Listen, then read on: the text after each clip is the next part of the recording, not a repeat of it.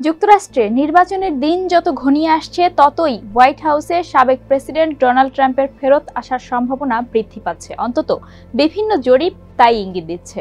ধারণা করা হচ্ছে 2025 সালের প্রথম দিকে আবারও ক্ষমতায় বসতে যাচ্ছেন ডানপন্থী ট্রাম্প। দ্বিতীয় মেয়াদে ট্রাম্প প্রশাসন কেমন হতে পারে তার একটি সম্ভাব্য ইঙ্গিত হচ্ছে প্রজেক্ট 2025। 922 পৃষ্ঠার এই ট্রানজিশন প্ল্যানটি প্রকাশ করেছে হেরিটেজ ফাউন্ডেশন নামে ওয়াশিংটন ডিসির একটি বিশিষ্ট রক্ষণশীল থিঙ্ক ট্যাঙ্ক, যেখানে গুরুত্ব সহকারে স্থান পেয়েছে বৈদেশিক নীতি এবং প্রতিরক্ষা।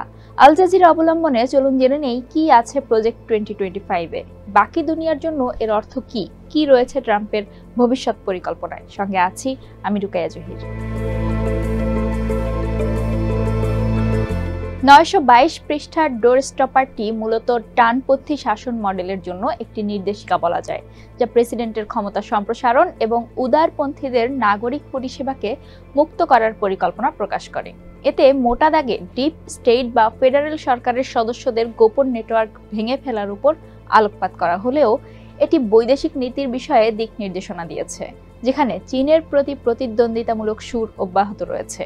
চীনকে আমেরিকানদের নিরাপত্তা, স্বাধীনতা এবং সমৃদ্ধির জন্য সবচেয়ে উল্লেখযোগ্য বিপদ হিসেবে আখ্যা দেওয়া হয়েছে। এতে জোর দেওয়া হয়েছে আগামীতে পারমাণবিক অস্ত্র উৎপাদনকে অগ্রাধিকার দেওয়ার বিষয়ে এবং আন্তর্জাতিক সহায়তা কর্মসূচি কমানোতে। প্রজেক্ট 2025-এ বলা হয়েছে প্রতিরক্ষা এবং বৈদেশিক নীতির ক্ষেত্রে প্রেসিডেন্ট জো বাইডেনের প্রশাসনের চেয়ে আলাদা হবে ট্রাম্পের প্রশাসন। ট্রাম্পের অধীনে প্রতিরক্ষা মন্ত্রী হিসেবে দায়িত্ব পালনকারী ক্রিস্টোফার মিলার বাইডেনের শাসনামলকে দেশের সক্ষমতা এবং জনগণের ইচ্ছার বিরুদ্ধে পরিচালিত বিরক্তিকর অধ্যায় বলে আখ্যা দিয়েছে। মিলার বলেন, বাইডেন প্রশাসনের ব্যর্থতার মধ্যে অন্যতম আফগানিস্তান থেকে সৈন্য প্রত্যাহার করে বিপর্যয়কর পরিস্থিতি তৈরি করা, চীনের কৌশলের সাথে কোনোভাবেই পেরে না ওঠা, রাজনীতিতে সিনিয়র সামরিক কর্মকর্তাদের হস্তক্ষেপ এবং আমাদের সামরিক বাহিনীর উদ্দেশ্য সম্পর্কে বিভ্রান্তি তৈরি করা।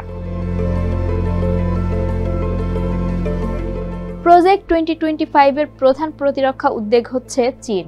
ক্রিস্টোফার মিলারের আশঙ্কা, চীন সামরিক বাহিনীতে ঐতিহাসিক রদবদলের মাধ্যমে নিজেদের এমনভাবে গঠন করেছে যাতে দেশটি ভবিষ্যতে একটি অপ্রতিরোধ্য শক্তি হয়ে উঠতে পারে। তিনি বলেন, এটি এমন একটি পারমাণবিক শক্তি হয়ে উঠতে পারে যা আমেরিকার নিজস্ব পারমাণবিক অস্ত্রাগারের সমান বা তাকে ছাড়িয়ে যেতে পারে। প্রজেক্ট 2025-এর অন্যতম উদ্দেশ্য মার্কিন পারমাণবিক অস্ত্রাগারকে আধুনিকীকরণ, অভিযোজন এবং প্রসারিত করা। এর অধীনে পারমাণবিক অস্ত্রের উৎপাদন বাড়ানো হবে। সেন্টিনেল আন্তঃমহাদেশীয় ব্যালিস্টিক ক্ষেপণাস্ত্রের উন্নয়ন এবং উৎপাদন ত্বরান্বিত করবে। এর আওতায় নেভাদা ন্যাশনাল সিকিউরিটি সাইটেও পারমাণবিক অস্ত্রের পরীক্ষা নিরীক্ষা করা হবে। Max Primorac heritage foundation center for ফ্রিডমের senior research fellow Margaret Thatcher US agency for international development বা USAID এর বিভিন্ন পদক্ষেপের সমালোচনা করেন। তিনি বলেন, বাইডেন প্রশাসন এজেন্সিটিকে বিকৃত করেছে, যা একটি বৈশ্বিক প্ল্যাটফর্ম হিসেবে বিভাজনকারী রাজনৈতিক ও সাংস্কৃতিক এজেন্ডা অনুসরণ করে। এর আওতায় গর্ভপাত, জলবায়ু চরমপন্থা, লিঙ্গ বৈষম্য এবং পদ্ধতিগত বর্ণবাদের বিরুদ্ধে হস্তক্ষেপ প্রচার করে। ট্রানজিশন প্ল্যানটির বেশিরভাগ অংশই 11 মিলিয়নেরও বেশি অবৈধ অভিবাসীদের নির্বাসন এবং রাজ্যগুলোতে শিক্ষার উপর আরও নিয়ন্ত্রণ দেওয়ার প্রস্তাব করা হয়েছে এবং LGBTQ অধিকারের মতো প্রগতিশীল উদ্যোগগুলোকেও সীমিত করার কথা বলা হয়েছে, যা ট্রাম্পের প্রচারণার সাথে সাদৃশ্যপূর্ণ। তবে কিছু বিষয়ে এটি ট্রাম্পের প্রচারণার চেয়েও এগিয়ে, যেমন এটি ফেডারেল কর্তৃপক্ষকে পর্নোগ্রাফি নিষিদ্ধ করার জন্য এবং গর্ভপাতের জন্য ব্যবহৃত একটি পিল মিফেপ্রিস্টোনের অনুমোদন নিষিদ্ধ করার পরামর্শ দিয়েছে।